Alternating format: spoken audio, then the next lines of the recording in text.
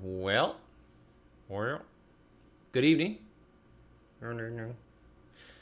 I'm here with a giant caterpillar. Hi, giant caterpillar. And the giant caterpillar is going to be talking to us this evening. So we should listen to what the caterpillars say. Well, actually, I'm a singular caterpillar. Right, so listen to what the caterpillar says. Thank you. I was an English major. You're an English major? Yes. You know, my wife was an English major. I never met her. You better not. She doesn't like caterpillars. Oh. Especially when they get on the produce. Like when she's cleaning up something in the kitchen and there's a caterpillar on it. I find this offensive. So does she, but, well.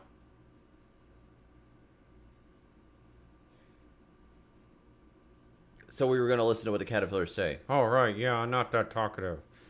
Okay. Well.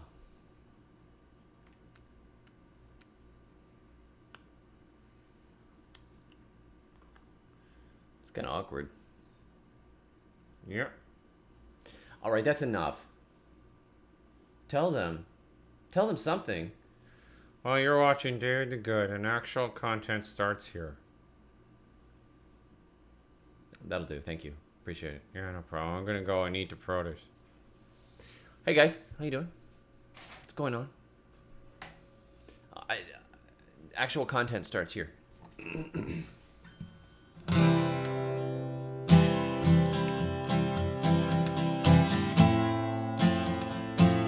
Oh, it's getting kind of emo.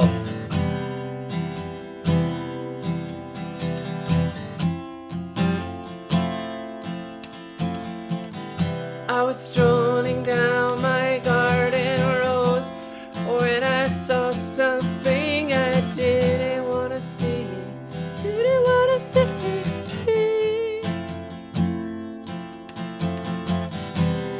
I saw chewed holes in everything, little droppings of green, little droppings of green. Caterpillars feeding on my cabbages, and I thought, oh, I hope there's nothing on my tomato.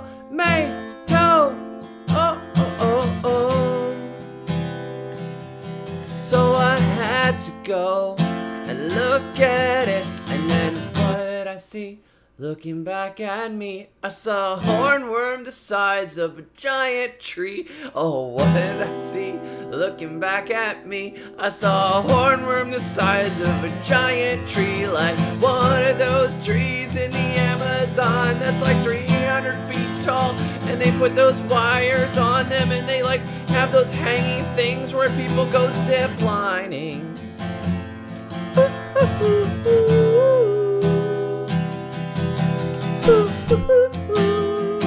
Hey guys, how you doing? Good afternoon. So I was doing something very strange today. I was watching somebody else's gardening video. Now I know it's crazy. It's crazy. I don't normally watch very many videos. I don't. I'm not really a video watcher in general. So, when I was going to check on my channel today, I saw Stefan Sobkowiak, the permaculture orchard guy, did a video on listening to the caterpillars. And I was like, I like this. I like this guy in general. I'm going to watch this video.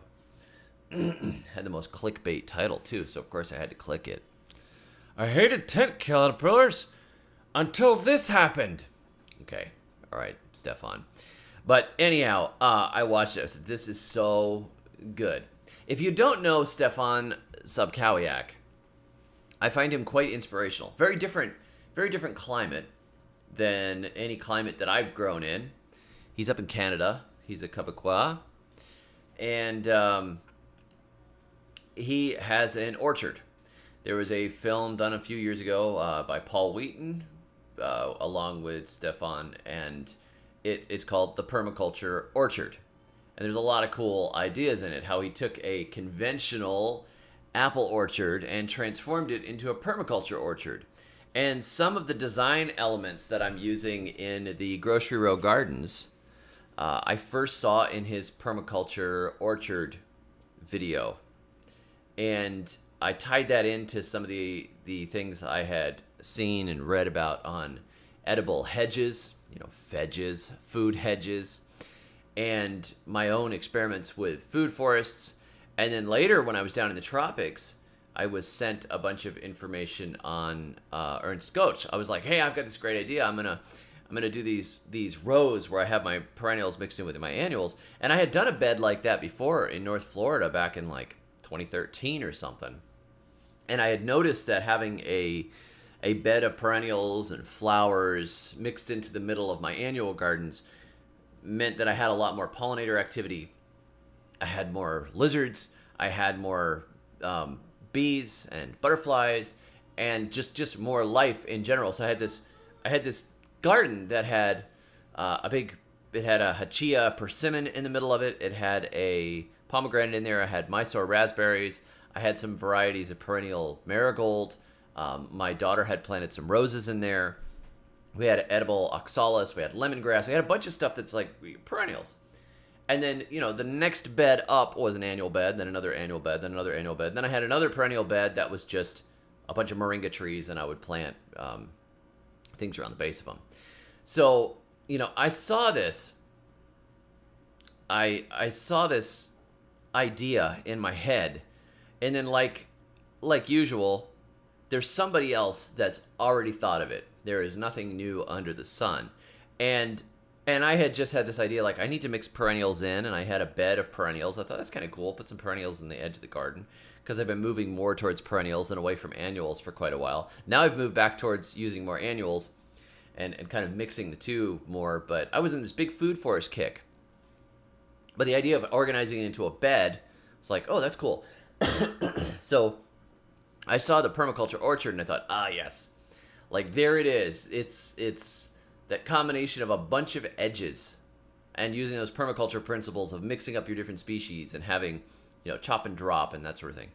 And then when I was down on the island, I was like, I've got this great idea. I'm going to do these rows, and I'm going to mix perennials into my rows. And then somebody says, you got to see Ernst Goetsch, syntropic agriculture in Brazil. It's like he's doing this thing in the tropics. Oh my gosh. He's like done this for years. It was like when I found out that the Koreans had done Dave's fetid swamp water for like a bazillion years before I ever did it. Well, there you go. It's a good idea. Good ideas come back. So I'm watching this video today, and it's interesting that their timing, because I noticed that the brassica eating caterpillars are back with a vengeance. The cabbage moths are the bane of my existence. I knocked them back with BT. I sprayed BT. I'd never sprayed BT before. Bacillium thuringiensis. I'd never sprayed that stuff before because I just usually don't spray things. But I got a bunch of stuff growing really fast this year, and I said, I'm survival gardening now. I'm just going to go get some BT, and I'm going to blast them.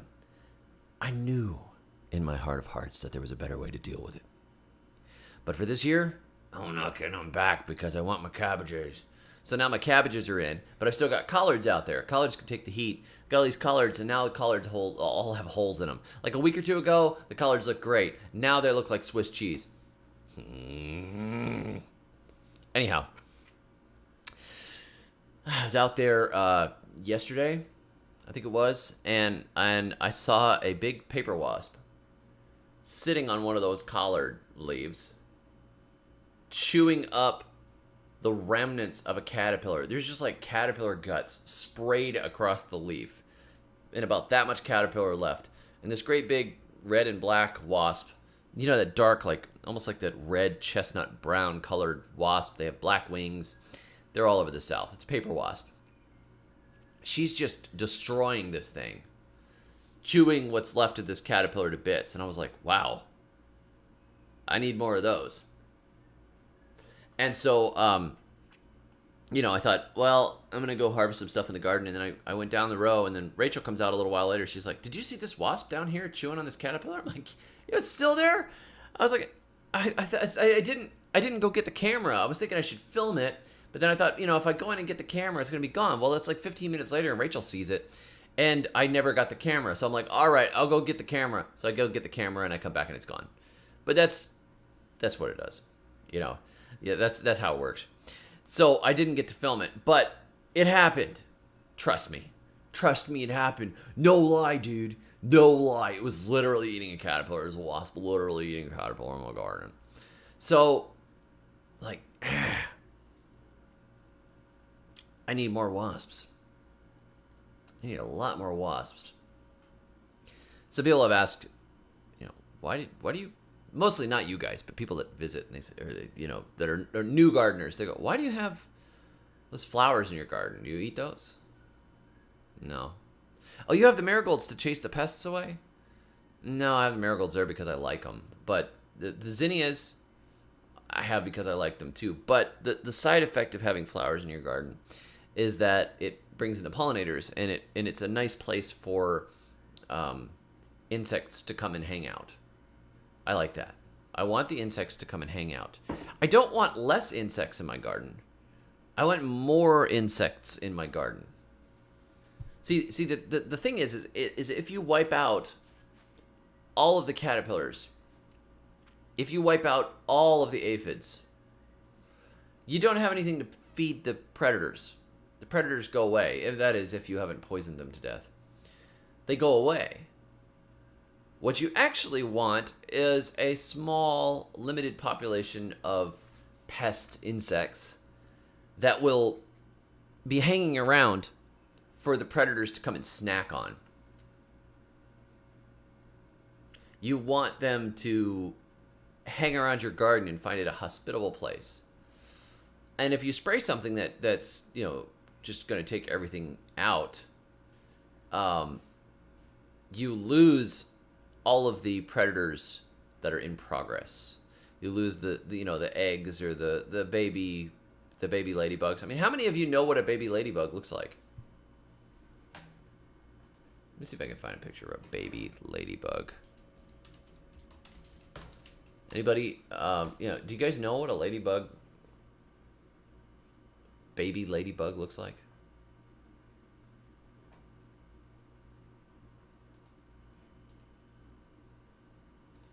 It's pretty impressive. And it's not pretty. Let me show you here.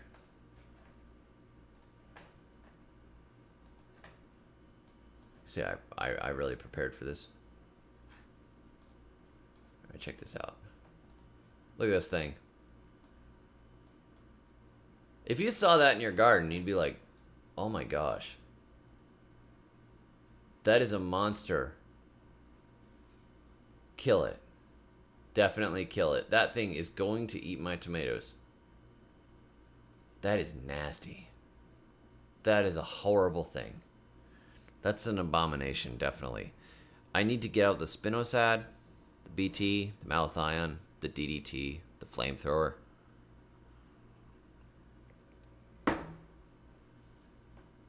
And then you do. And then you have no ladybugs.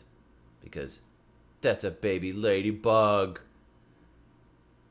I mean, it's not even cute from any angle. You're like, it's not even a face a mother could love. I'm sure the mothers just lay the eggs and they're just like, I'm out.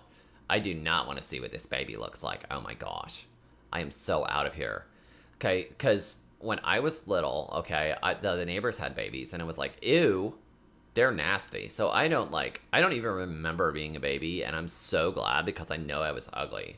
This is like oh my gosh. They're so nasty. Like, I'm just going to lay my eggs and I'm going to go live my own life and I'm going to eat aphids in front of the television like every night, okay?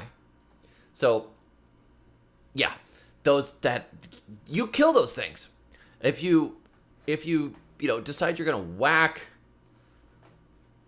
all of the bad guys, right? You end up whacking the good guys too. And you don't want to do that. It's not good. Because, you gotta, what is it? Work smarter, not harder. And so in this video by Stefan Zapkowiak,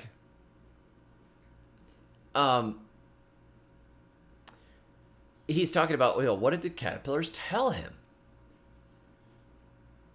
Well, the reason he had so many caterpillar problems was, first of all, he had a big monoculture.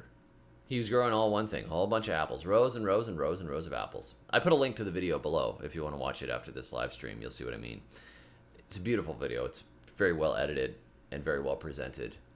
And he's got a monoculture of trees. And they're all trees that those caterpillars want to eat. So he changed that. He started mixing things up, planting different things in between the trees. The trees, instead of just being apples, he puts in pears, he puts in plums, he puts in a bunch of berries, and he puts in all these different things all along, all these different things. And so when the caterpillars get on the one, they're like, I love to eat this thing.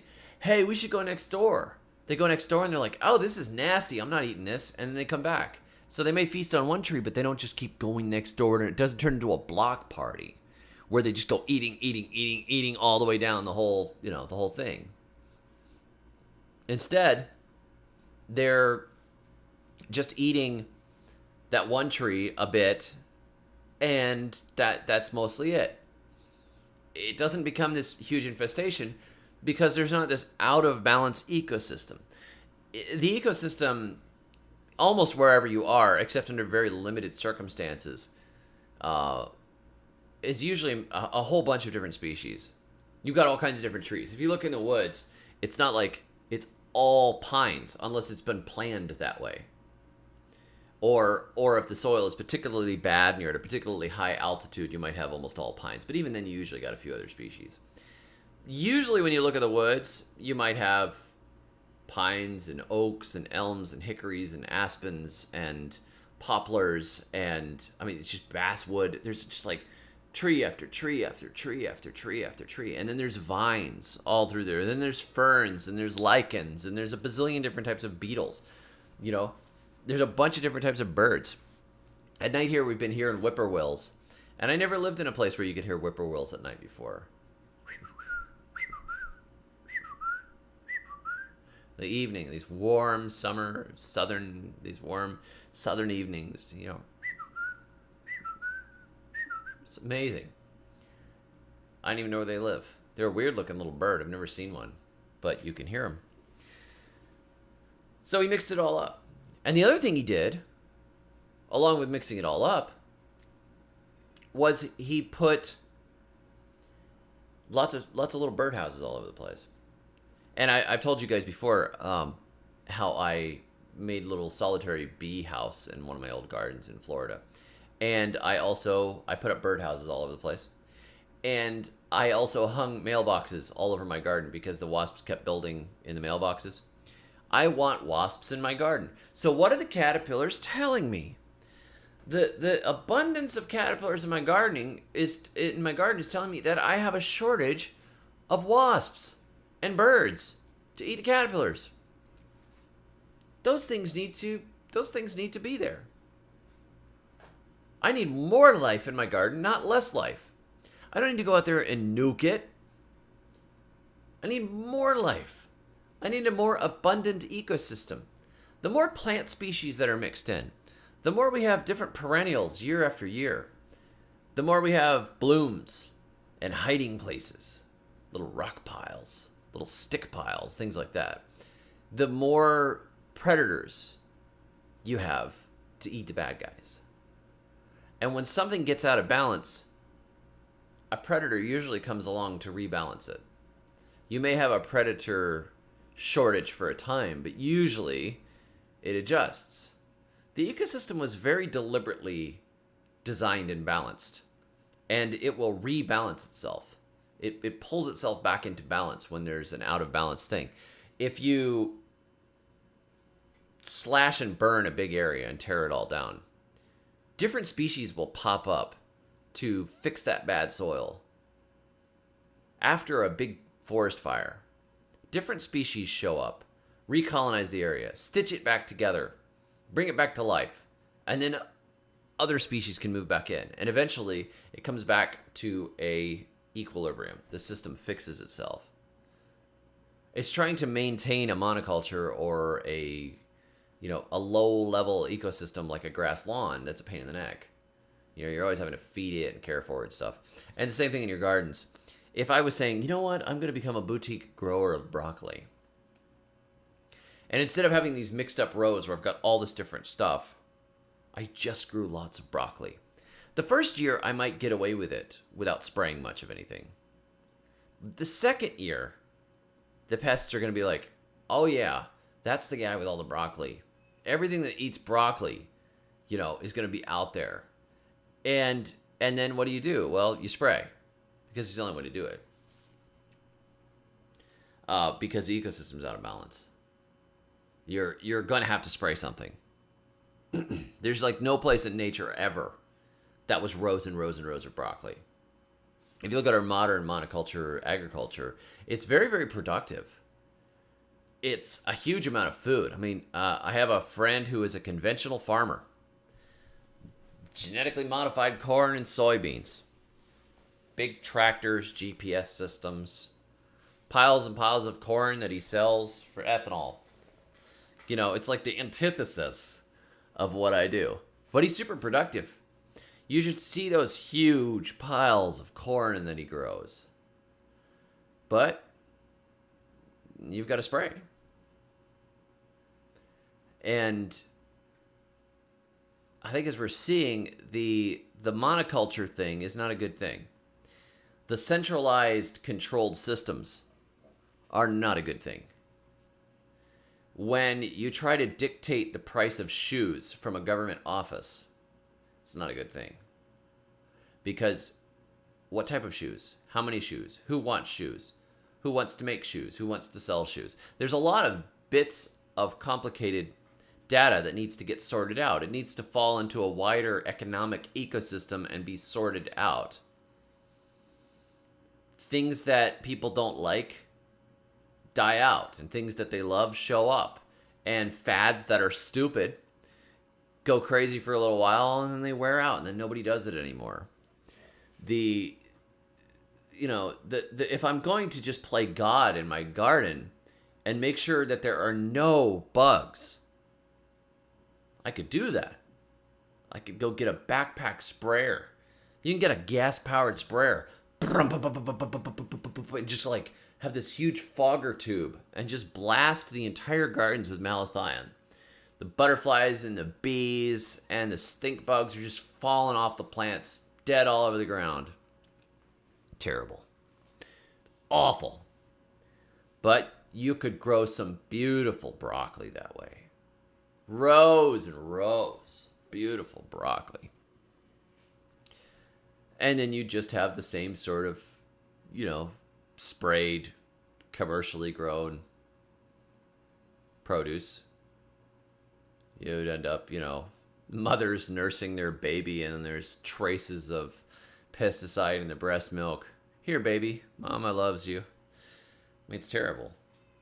It's not the way it's designed. You've got to go along with the design of the system.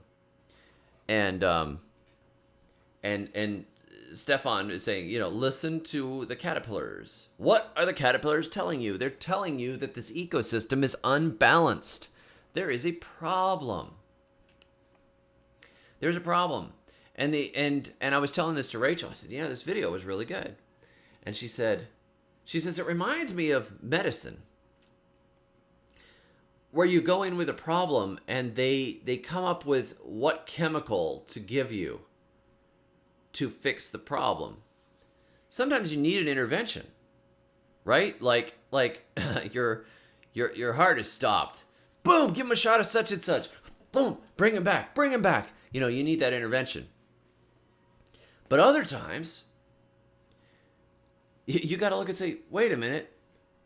What is this sickness telling me? Why am I achy? And it's harder work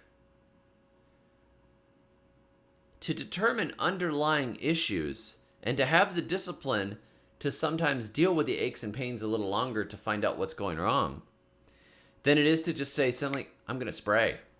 I'm going to take a pill. I'm going to fix it. I'm going to fix it right now. I'm going to take this painkiller. Your body's telling you something.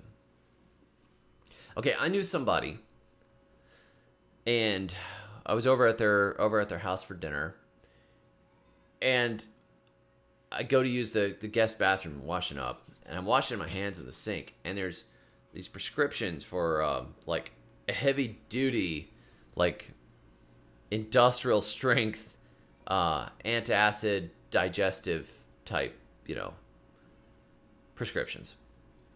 So I'm like, wow, she must be dealing with some serious digestion issues. I said, do you have heartburn? She's like, oh my gosh, it kills me. She goes, well, I got this prescription. I got to take it every day. And she goes, oh, it's terrible. I said, I used to have heartburn all the time. Oh, yeah? I said, yeah. I said, I just quit eating weed.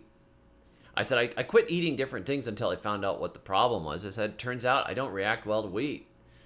I said, I quit eating wheat, and my heartburn went away. I said, I haven't had it since. I said, unless I go and I eat wheat for a couple days in a row. I said, and then it's right back here, burning my throat. And I said, I knew if I went to the doctor, they would just tell me to, take antacids or, I don't know, Prilosec or something like that. And I said, so I said, I quit eating wheat. I said, and it's not been a problem anymore. I said, and along with that, I said, I used to get joint pain. I said, I wake up and my elbows and my knees hurt. And at that point, I was only like in my early 30s. And I said, I'm not old. I said, I don't know what the deal is. Well, it turns out I was somewhat allergic to wheat. And she's like, well, that's great, but I love my Brad. Okay.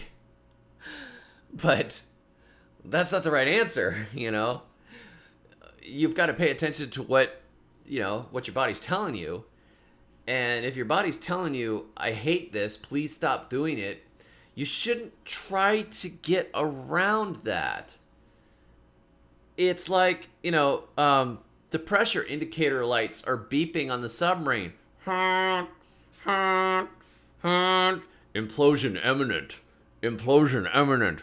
And you're like, can we turn that dumb thing off? I'm trying to watch this shark out of the view thing, okay? And that is so annoying. Can we turn that thing off? Anybody around here knows how to turn off that dumb siren? Ah, there we go. What kind of shark is that? That's cool. That's so... Right? You got to pay attention to these things. Why does it squeal when I drive my car? What is that squealing sound coming from my wheels? The wheels are squealing.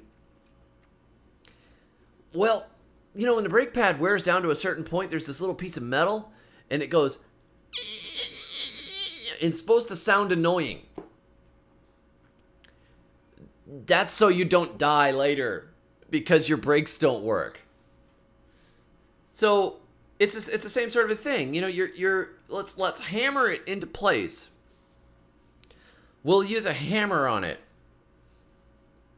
instead of thinking, okay, what fine adjustments need to be done to my body to make me feel better? What fine adjustments need to be done in the garden? What can I learn from what I see? People say, how much fertilizer should I give my garden? How do your plants look? Pay attention to how your plants look. Don't just throw fertilizer out there. You might make it worse. Maybe your plants don't need fertilizer. Maybe the pH is wrong. But you've got to test different things and be willing to lose some things and be willing to make some sacrifices sometime to figure out where this thing is out of balance and how you can fix it. Brant sends a super chat. Thank you very much. Loving the live streams. Well, I appreciate it.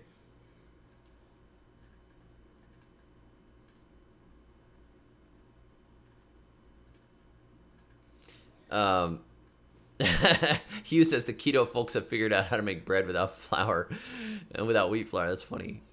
I'm sure, you probably make it out of cassava or something.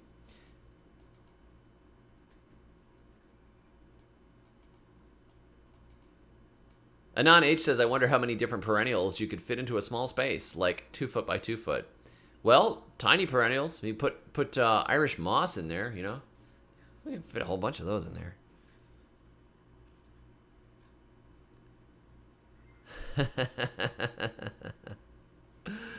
So, you know, we don't want to do the hard thing. So she wouldn't quit her wheat. And I'm just saying, try it. I don't know if that's the problem. Maybe you're like the one person that can't fix it through diet. Maybe you have a diverted esophagus or something. I don't know. I'm just this guy. But I'll tell you, it worked for me. I felt a lot better. And, you know, I don't know. I was reading the Proverbs today, and I think one of them was better an open rebuke than hidden love. If you care somebody, you're like, dude, why are you doing that? It's better than be like, I love that person. I'm not going to say anything. You know. Anyhow, yeah, Gloria says, David the Good, I remember watching one of Stefan's videos about aphids. He said you have too much nitrogen in the soil. That's a great observation. I'll tell you, some years ago, I did an experiment. I had citrus trees in my Florida food forest, and I was feeding them with compost and Dave's fetid swamp water, and I had some mulch around them. And I ran into a couple of guys from a citrus farm. Now, I know they were from a citrus farm because they pulled up to this place where I was.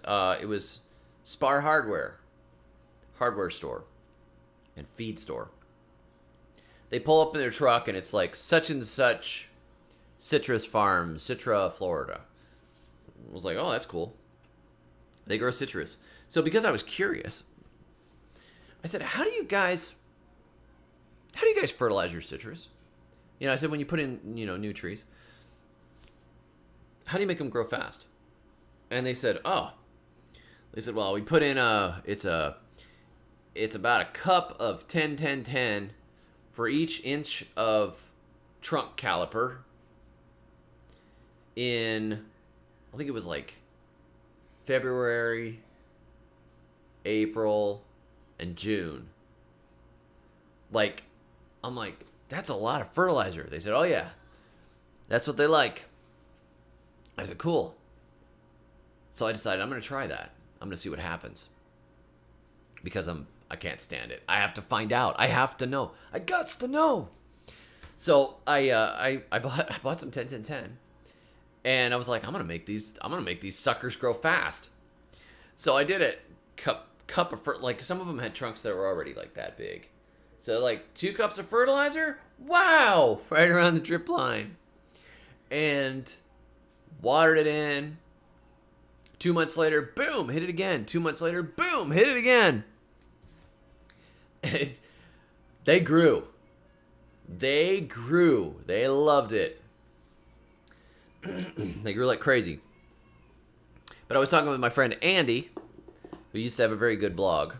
She doesn't have it anymore, but she's another permaculture type in the Gainesville area. And Andy she's like, you know, I think if you fertilize them like that, you're going to end up with like pest issues and stuff because of all that tender growth. And I was like, we might. And yes, we did. We ended up with, there was a lot of aphids. And that, like, the aphids loved them. Suddenly they were, you know, they grew away faster, but they picked up a lot of pests.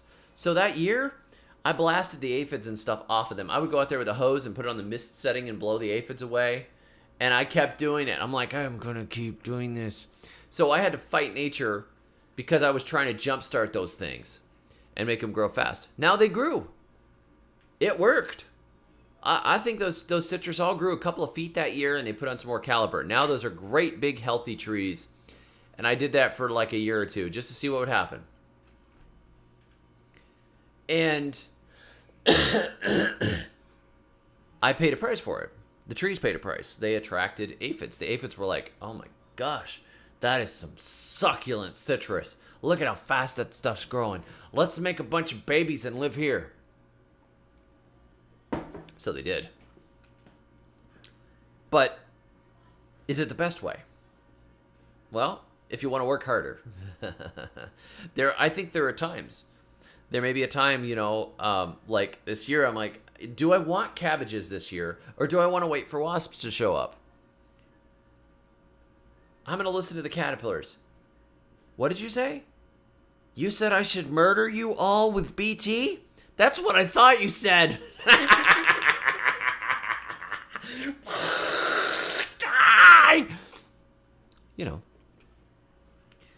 So you do what you have to in the right season. But I tell you what, I don't want to have to spray. I don't want to have to deal with all that. I know what I need to do. What I need to do is do everything I can to invite wasps into my garden.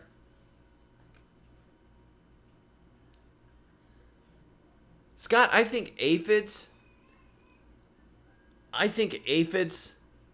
spontaneously generate because of the power of the devil.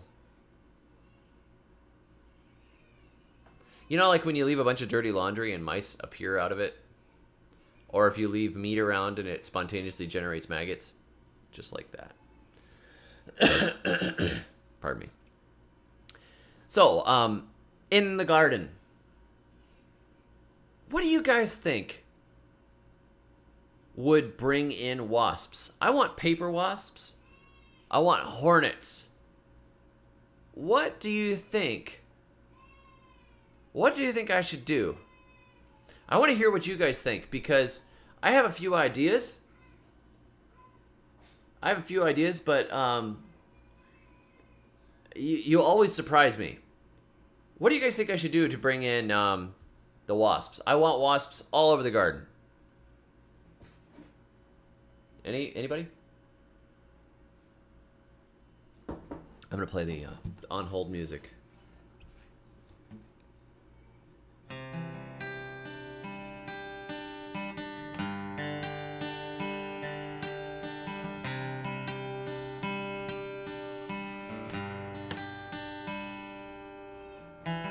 Your comments are very important to us.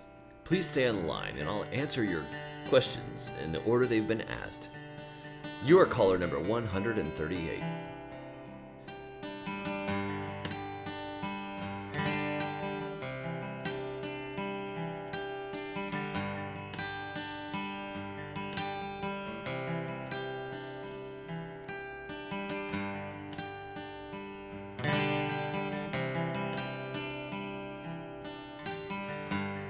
Have you considered buying David the Good's books? They're available on Amazon in both paperback and Kindle editions. Buy a book today that will transform your garden tomorrow. David the Good, available on Amazon or wherever great gardening books are sold.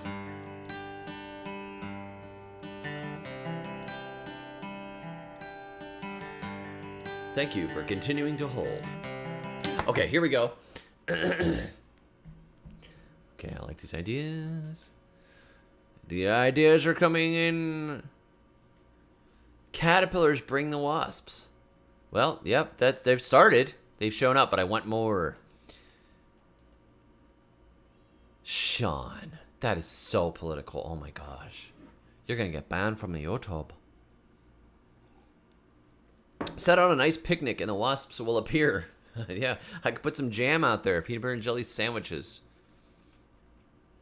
I remember when I was a kid once, my dad was drinking a can of Mountain Dew, and a bee flew into the mouth of the can, and he went poof and spit a bee out.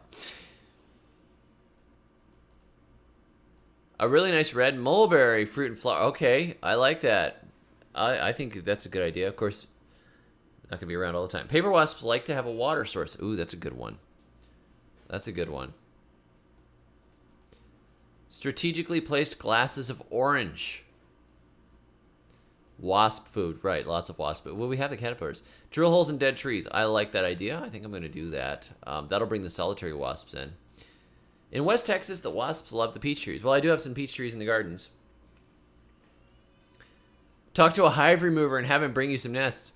Yeah, that would be awesome. I think they just spray them, though. I think they just murder them all. I mean, I can't imagine them saving them. Here, I'll just bring you a couple of baskets of these hornets. I don't know. Iron Grid says, judging from my house, have high-angled eaves. Good idea. Maybe I could tack some eaves to the sides of the tree trunks that are scattered around my gardens.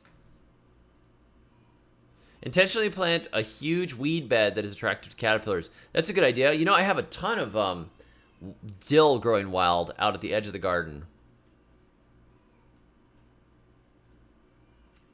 They like to chew logs. Good idea. So, right, because the paper wasps will chew up. I've also heard they'll chew up cardboard. So if I put like some cardboard and a water source and some wood, good. Add a pool. I keep finding them in the filter. Well, I don't want them to drown.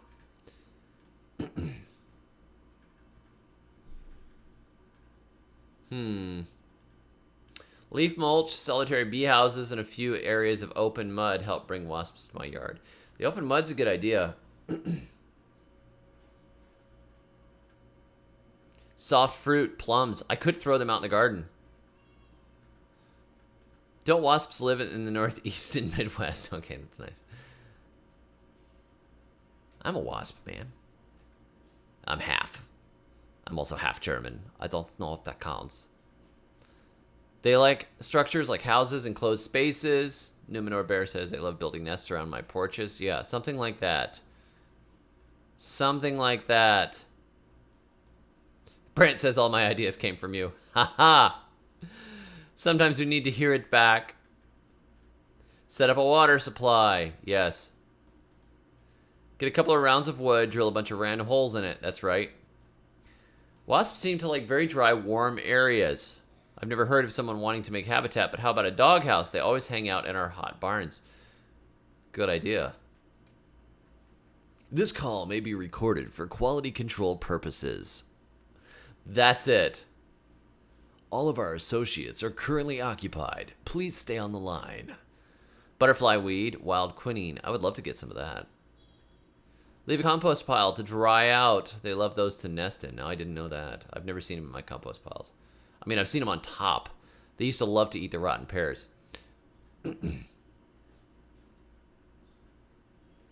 Lovecat says, Negative Land has a song, a bee flew into my Nesbit lime soda and we had to throw it away. Wasps and bees visit my bird baths more than the birds do, Lindsay says. Okay, I'm getting a bird bath. Dan says, I'm raising bluebirds, though I do have a couple kinds of wasp nests in my garden shed. That's what we need. Put a door in the garden. They always nest over the door. Oh my gosh, this is great. Maybe safer to attract birds to eat the caterpillars instead. Well, I'm getting onto that. We'll have to put some bird houses out there. Hang bird houses on all the trees. Screen in your porch, then leave the screen door open. Yes. We put rocks in our water dish so bees can land and drink. I love it. Great idea. Build bluebird houses and really want bluebirds, but the wasps will take over. But if you want the wasps, then the bluebirds will move it. I would like all of those. Old mailboxes. That's right. Yeah, if I could get old mailboxes again. Yes. That worked really, really well.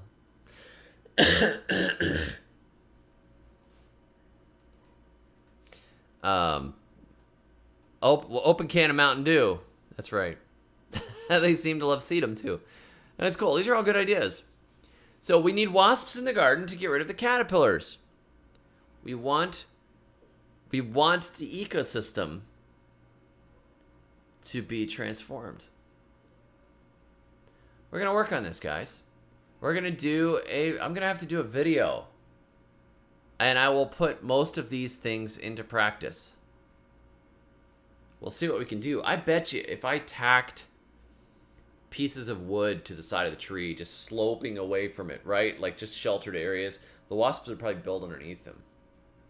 And if we have a water supply, maybe you'll have an area like a box with a bunch of cardboard in it. We could put up some tubes of bamboo. Foo Bear says they build in the pipes and are fence corner posts. Yeah, that's cool. Right, Bad Drivers of Columbus, Georgia says, basically, if you provide ground cover, you'll attract predators that will roast caterpillars. That's right. Yeah, Dan says hedgerows. We have hedgerows. Design a micro food forest in the kitchen garden area. That's right. So my grocery row garden system is very very friendly to insects. We're getting a lot. Like I'm seeing ladybugs in there. And there's assassin bugs in there. I walked through the garden the other day, and praying mantis climbed up my shirt. I was like, oh, that's so cool. I love to see it. And when the kids catch lizards, I've been catching lizards and skinks and toads.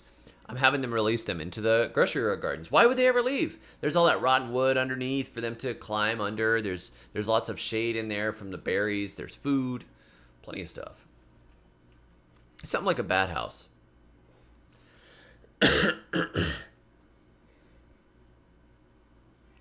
Sedum. Interesting ideas. Yeah, this is fun. The door of a 1991 Ford Bronco. Yeah, you guys are giving me good ideas, man. So what I'll do is I'll go through the old lumber pile. Actually, I should probably go through the old lumber pile and put it on Craigslist. I'll make a fortune. But I'll go through the junk lumber and see what we have. And I do have some pieces of wood that we cut up. I buried a bunch of chunks of wood to make a little hugelkultur bed, which I haven't even showed you guys, but I buried it in the backyard and just I dug a trench with the tractor and made this ugly hugelkultur where I just shoved logs in it and buried them. And then my son planted bell peppers on top of it. And those bell peppers are doing great, even though it's like the wood isn't even rotten yet. It's doing well, so that's kind of cool. Yeah, we're definitely already attracting good caterpillar predators, but we need more. It will take time. Like, yes, that's right. Alan says it takes time. Your garden is new. Wasp populations don't grow as fast as the past. That's absolutely right. In my old garden in Florida, I stopped killing wasps around the edges of the house, and I just let them build into the eaves. And we used to have lots and lots of caterpillars. The first couple of years I had a garden, lots and lots of caterpillars. And then we just didn't. And people would say, "Why don't you have any what are your pest issues?" Oh, I don't really have very many. Now, somebody asked earlier, what do you do about leaf-footed bugs and stink bugs? Now, I watched a solitary bee, carrying a stink bug and shoving it up into one of the pipes of our wind chimes. The wind chimes had some copper pipes. Had a very nice sound. One of my uncles made it for me. My Uncle Stuart made wind chimes one year for Christmas, and he gave every family got a set of homemade wind chimes. And a bee decided it was going to build inside of it, and it stuffed a stink bug up in there. I didn't even know that they were predatory bees. It looked like a carpenter bee. And I guess they would eat stink bugs. But our stink bugs would often become a massive problem by June, July, August. They would just be on everything. And that's like, the garden is petering out anyways at that point in Florida. So, at the beginning of that season, anytime I saw the nymphs, or the little ones all over, I would go out there with and smash them, or I would take a little bowl of soapy water and just tell the kids, like, knock them into the soapy water, and the soap breaks the surface tension. And because insects breathe through spiracules, not lungs, they rely, if they drop them right into the water, the surface tension allows them to still have enough oxygen. But if you put a little soap in the water, it breaks the surface tension and they drown. So you just knock them in there. But interesting. Is a solitary bee hotel an oxymoron? Yeah, I remember reading some article about how building mass hotels for solitary bees and wasps was kind of missing the point, that they're solitary. That's too many of them living together. It's not good for them to be together. And like, okay, we're going to build the Great Reset, man, out in our garden. We're going to make all of them live together. All the bees and wasps are going to live together in one gigantic pod. And they're going to own nothing, and they're going to be happy.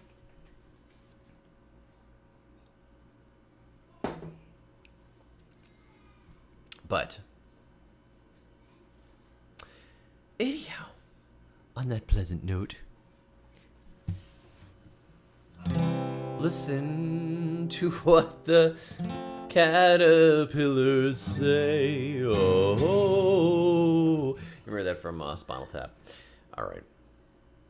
Guys, thank you for the ideas. The gardens will balance themselves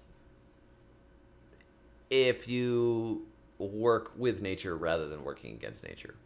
Sometimes you go, I just need food, right? And that's when you bust out the BT or the spinosad or whatever. I really don't recommend using any broad spectrum insecticides. Earlier this year, when I had a whole ton of caterpillars, I was like, man, wouldn't it be so easy to just get Spectricide and blast the gardens? And it was like, no. That's wrong. That's evil. Think of all the, like, no. That's like the opposite of life. Evil.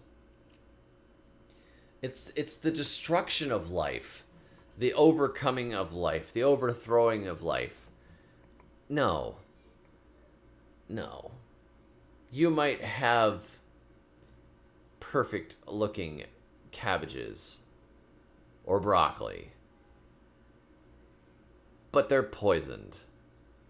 And we really don't need any more poisoned food in this world. And also, all the butterflies and the bees and the wasps and the praying mantises. I can't imagine going through my garden and having no insect life. I go through my garden, there's all kinds of insect life. There's all kinds of interesting interactions taking place. Why would I kill it all? Imagine the dead insects falling to the ground and then a toad eating it. And then the toad dying. It's terrible. It's the wrong thing to do.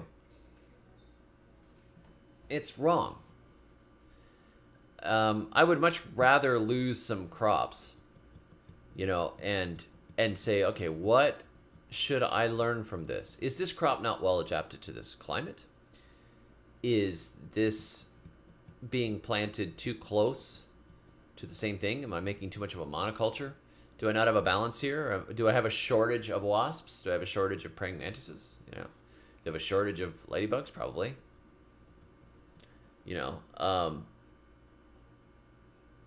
I'm just looking out of the garden right now. And it's beautiful, and it's green, and it's full of life. And there are caterpillars out there right now chewing on some of my brassicas. The brassicas are on their way out anyways. I should be happy with my 91 pounds of cabbages, and we're 12. I think, how many pounds of broccoli are we up to? We're up to like 20, 25 pounds of broccoli. That's good. If they're going to chew those leaves up, I'm not going to worry about it. I am going to find a way to bring in those wasps, though, and get the birds in there. Put some bird houses out there. I've got some clever kids. I don't want to go and buy bird houses. I'd rather make them.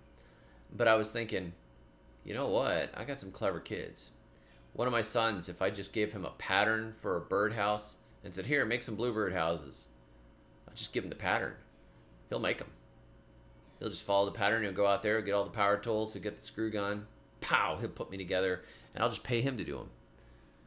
And maybe he'll make a few more and sell them to some other people. And I've got logs that I can drill holes in.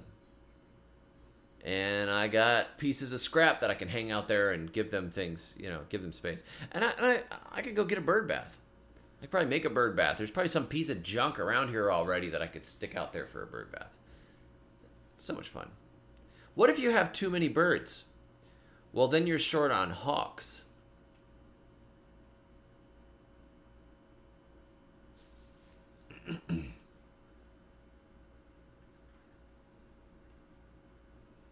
Let's see here. Northern Thai Garden Guy says, David, for a temporary fix, what about a tincture with a really hot pepper like a Carolina Reaper? Bugs are total gringos. Gringos. Yeah, why not? Sometimes even just a little bit of slightly soapy water will knock out infestations.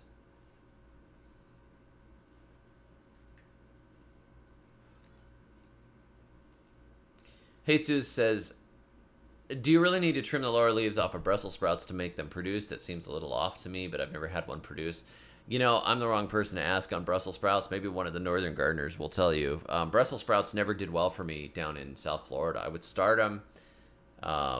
or in North Florida either. I would start them, they would grow, and I would get Brussels sprouts that were about that big.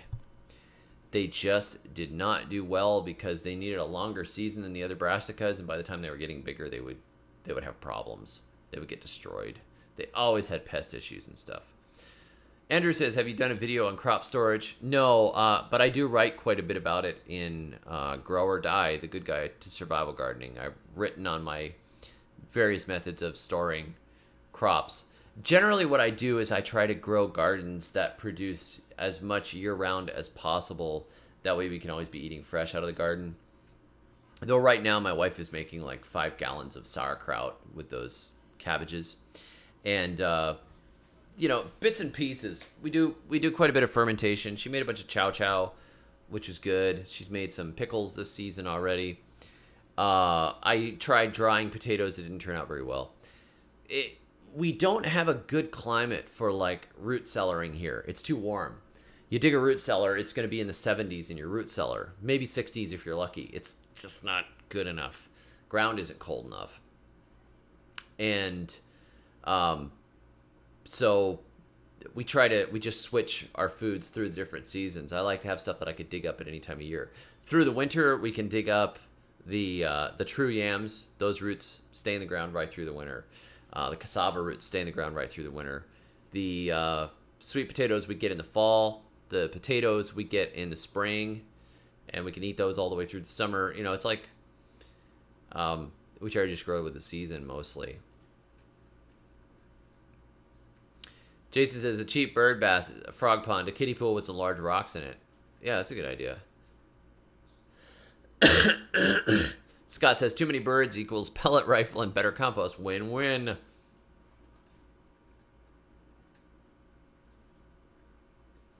You know, one of the best things you can do, Northern Tide Garden Guy, one of the best things you can do for your gardens is green manure. Grow lots of cover crops.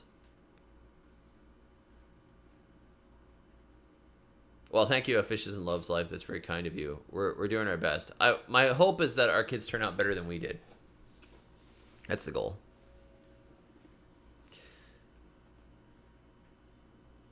Jason says, I have enough small birds on my feeders that they chase the blue jays away and my strawberries remained untouched. That's nice. Scott says, I got Brussels sprouts this past winter and did trim the lower leaves, smallish, but I had a nice harvest. Good. Dan says, I can't even dig a root cellar. I'd end up with an underground pool. That's the way it was in Florida. We couldn't do that.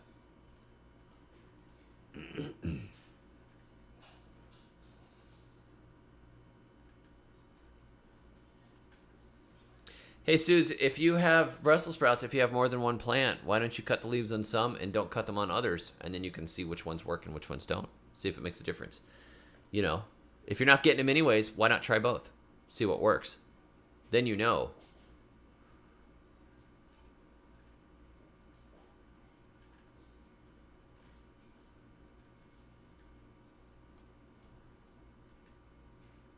Scott says having a spring would be a good blessing. You could make a spring cool house. We actually do have a spring. I don't know how cold it is, though. My daughter was raking the leaves and muck out of it and pulled up a water moccasin on the end of the rake. Got to go out there and clean it up. But that pretty much ended the clean out of the spring. Holy moly. It's like, thank you, Lord, that my daughter did not get bit by that moccasin.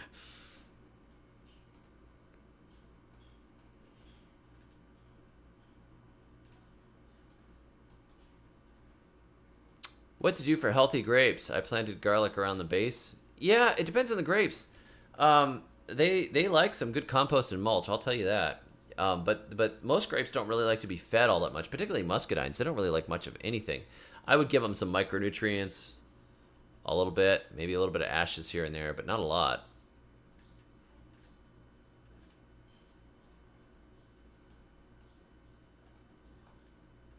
Dan says, I sunk a post, put a couple cross braces on top, screwed down a plastic planting pot under saucer thingy. Okay, so yes, I know what you mean. Bird bath for about 60 cents. That sounds good. Hey, Sporty, in Prague, Czech Republic, man alive, I would love to visit there. I've heard such wonderful things about the Czech Republic. You have a wonderful culture and a fantastic history. You guys are awesome. Thank you very much. Glad you're here.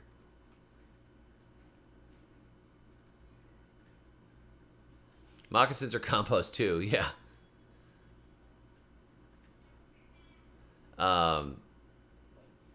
Drew says, I have a nice little tropical paradise planted out with my banana circle. Good work. Wasps like fruit, rotting especially. Yes, that's true. I wonder if I threw fruit out for them to find, if they would want to build around it.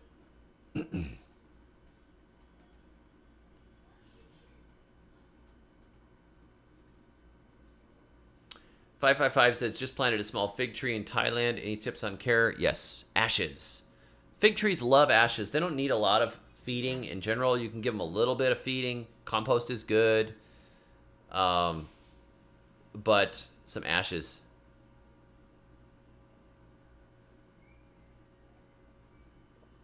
Well, we have hit 1 hour. I hope you guys are going to listen to the caterpillars. If anybody wants to throw any tips in the jar or ask any final questions or want me to sing a song or something, let me know, because I think I'm going to call it and I'm going to go out and work in the garden. We got some rain at long last, and I kind of want to go outside. It was pouring earlier and I didn't get to, so well, I did anyways, but I got soaking wet and I got cold and then I came back in.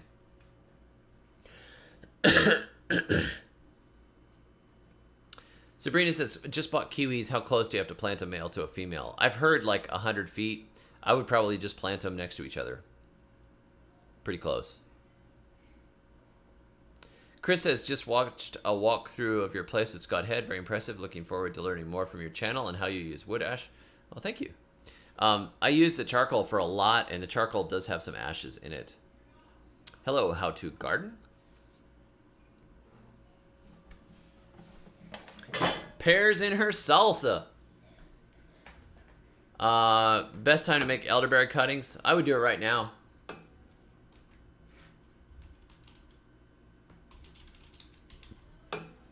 Let me see if I can find the lyrics, because I do not have it memorized.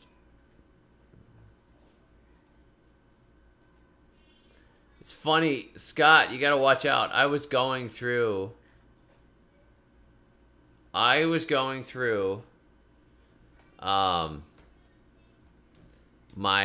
songs today to put together a gardening album. I'm taking you seriously on that.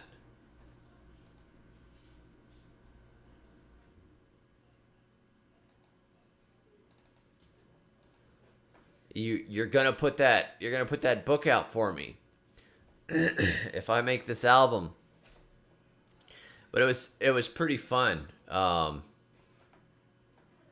Today I was going through some of these songs. I'm like, wow,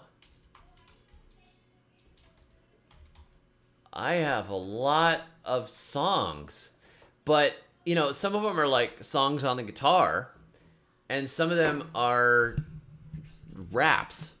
And I was like, they don't really work in the same record necessarily, you know? Like, listen to this.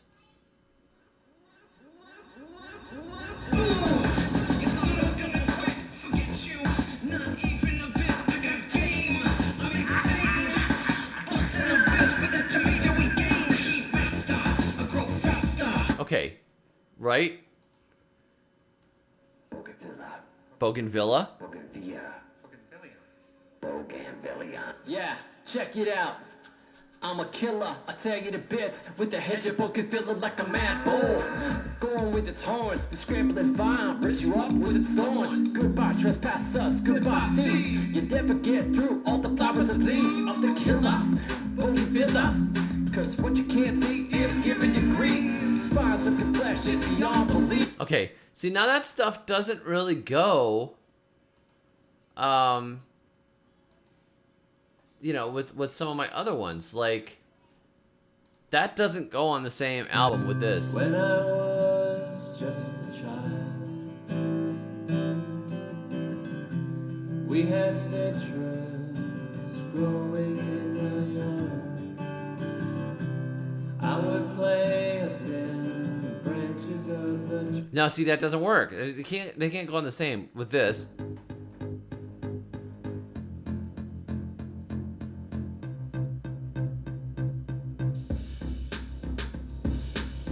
Hey buddy, would you help me out a smidge? Nothing big dog, just give me your old fridge. Or if you like, I'll wait until you toss it by the curb. I need it real bad so I can grow all my herbs. See, that doesn't go on the same record with this one. You can lose your fear. You can lose your fear of grafting. Okay, that doesn't go with this.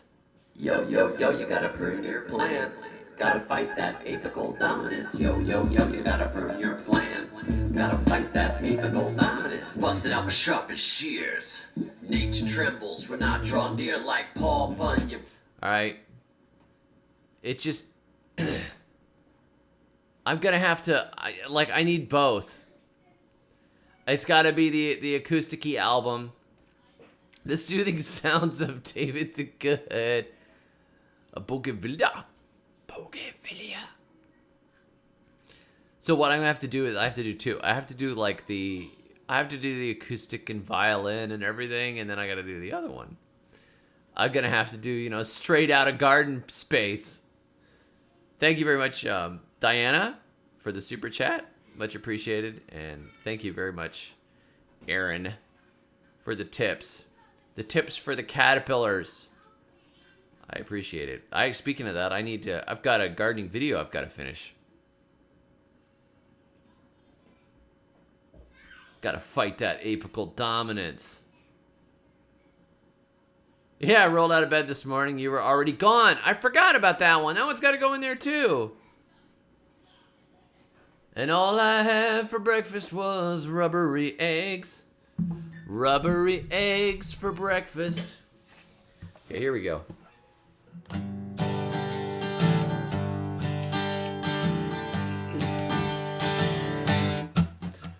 I met her at a picnic on the great big old green lawn out behind the Alberta Baptist Church.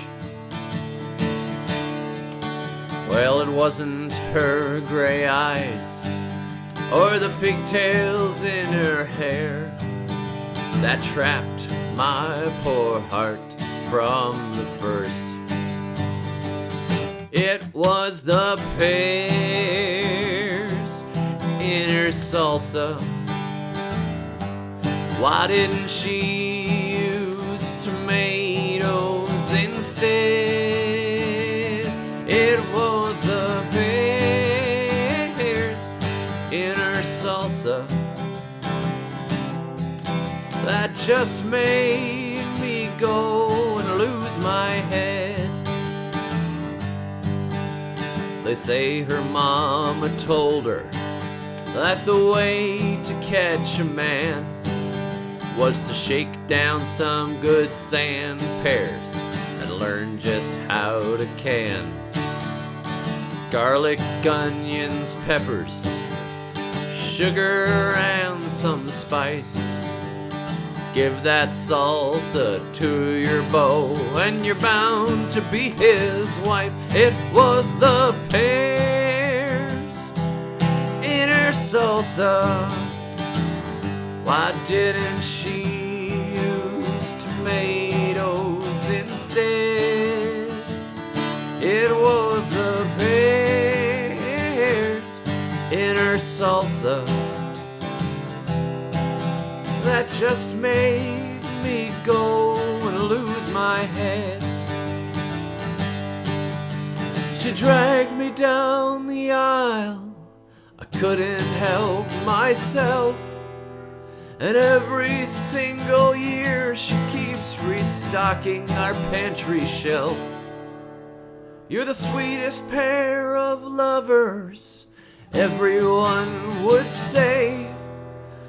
But in truth, I only loved the pears that she made her special way. It was the pears, pears. in her salsa. Sorry, wrong chord. Why didn't she use tomatoes instead? It was the pears in her salsa that just made me go and lose my head.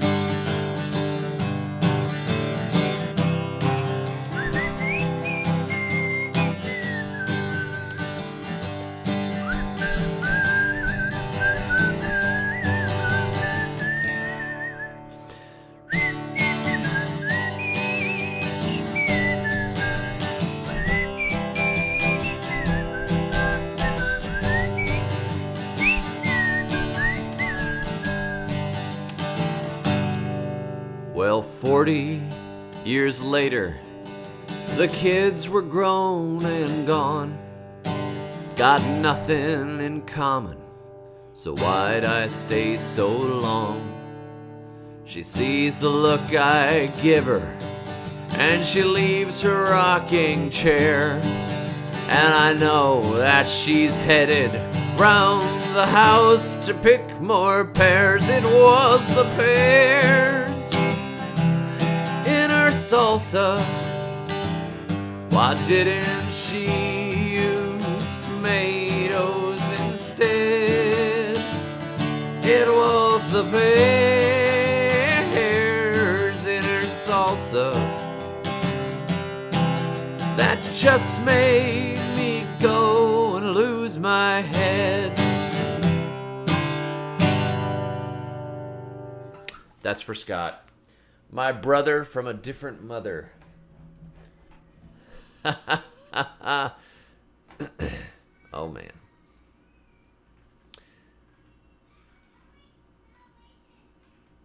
Gotta fight that apical dominance. Just put them all on a separate YouTube channel. Oh my gosh, Alan. Oh my gosh. Albums are no longer a thing. Put together like a concept album. Right, it starts as a rap album. Bougainvillea in the eye. 555 says, can I take the top off a hog plum? It's going nuts. Yeah, I would. You don't want it to get bigger? Chop it.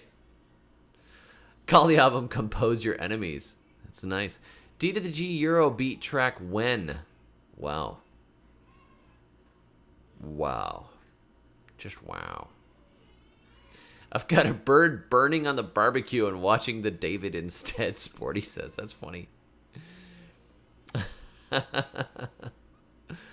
Happy Friday, guys. Sabrina, you have to learn how to play your guitar. You know what? Pick a song that you like. Look up the chords on ultimateguitar.com. Look up the patterns for those chords and force yourself to sing along. Strum your way through and sing, and you'll learn new chords. Eventually, you'll be able to mumble your way on through and pluck those chords. Your fingers will learn where to go, and you'll get faster and better. And then you try another song, and then you try another song. Next thing you know, you can play. It took my son about a year to get decent at guitar because he was playing it for like 2 hours a day.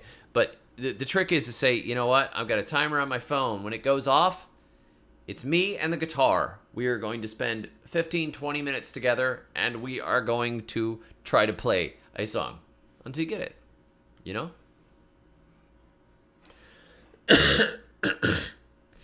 This guitar is my Taylor. This is the one I usually play. So, you guys have a great night. Have a great weekend. And, yeah, any artist that you like. Now, some of them are harder than others. You know, folk songs are usually pretty simple. A lot of the old gospel songs are pretty simple. What a friend we have in Jesus, all our sins and griefs to bear. That's only 3 chords in that song. Very easy. So, you guys have a great night. Thank you to the Super Chats. Thank you those that tipped, sent me some tips. Go listen to the Caterpillars. The Caterpillars' new album. It's fantastic. And go check out that video by Stefan Sapkaliak. I really enjoyed that. There is a link below. And one more thing. I almost forgot. Okay. This is my brother's YouTube channel, The Flannel Guys.